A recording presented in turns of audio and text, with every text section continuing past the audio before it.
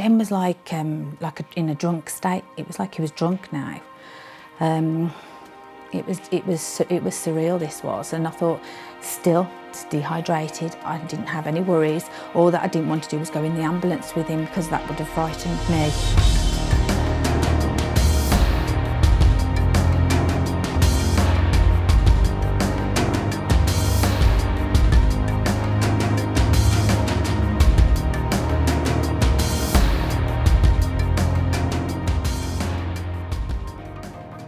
In the early stages, sepsis can simply look like a bad case of flu. Patients feel very tired, their muscles might ache, they might take themselves to bed. As sepsis develops, there will be signs appearing and patients will find symptoms that differentiate sepsis from flu.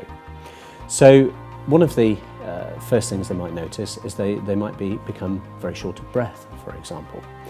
That would be unusual in flu. They might notice that their heart is racing, or they might develop palpitations. They might notice that their hands and feet become extremely cold, or have a strange colour or a strange rash, or the skin might look mottled or marbled in appearance. They might notice that their speech is beginning to become slurred. Often relatives report that they initially thought that their loved one was drunk. If a loved one seems confused, then it's possible they might have sepsis. And if we suddenly find that with flu-like symptoms we're not thinking as clearly as we previously were, then again that might be a sign of sepsis. If you or a loved one, having initially thought that they had flu-like symptoms, develop any of these new symptoms, then it's essential that you present to healthcare as quickly as possible, either by calling an ambulance or by getting straight to the emergency department. If you have sepsis, then it's absolutely critical that we get the right treatment into you as quickly as possible. The right antibiotic is critical.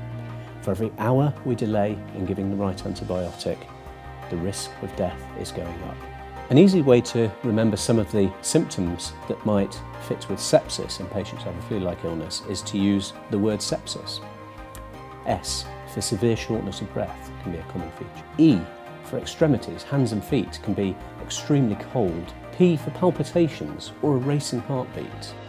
S for slurred speech. I for I've never felt so bad. And S for shivering uncontrollably. We call this rigors, and it can be associated either with a very high temperature or a very low temperature.